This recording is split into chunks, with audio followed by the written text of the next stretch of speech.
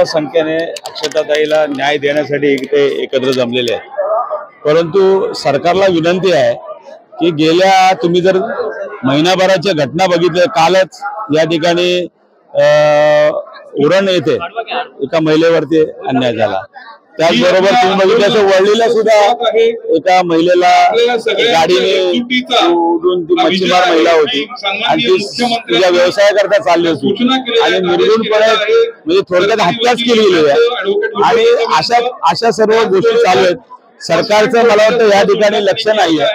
आज कायदा सुव्यवस्था सुद्धा झालेली आहे।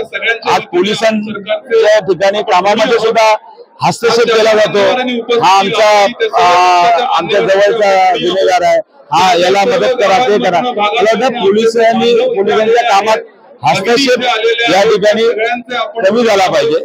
त्याचबरोबर आज फास्ट ट्रॅक मध्ये हा खटला चालावा, मला वाटतं प्रत्येक ठिकाणी असं आपण म्हणतो, परंतु 2-3 वर्ष त्या खटल्याचा निर्णय होत नाही। आणि तुम्ही बघितलं असेल, आपण त्या ठिकाणी सरकारी वकील उज्ज्वल निकम यांची मागणी केलेली आहे।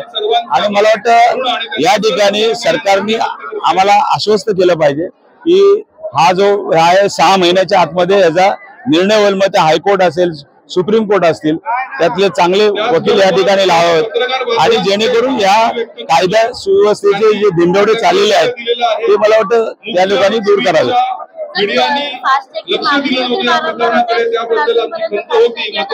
फास्ट ट्रॅक हा इंग्लिश शब्द फक्त वापरला जातो, परंतु खऱ्या अर्थाने फास्ट ट्रॅक मध्ये म्हणजे जलद गतीने त्या ठिकाणी न्याय मिळाला पाहिजे। कारण पोलिसांनी त्यांचं काम केलेलं आहे, त्या सर्व आरोपींना त्या ठिकाणी अटक झालेली आहे।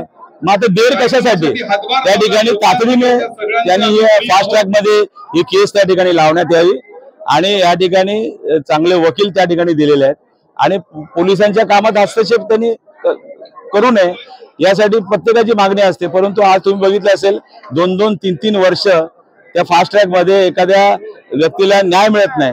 म्हणून या ठिकाणी जर त्या 6 महिन्यामध्ये त्याला न्याय जर मिळाला नाही तर मला वाटतं आम्ही रस्त्यावरती उतरून त्या मुलीसाठी आंदोलन करू।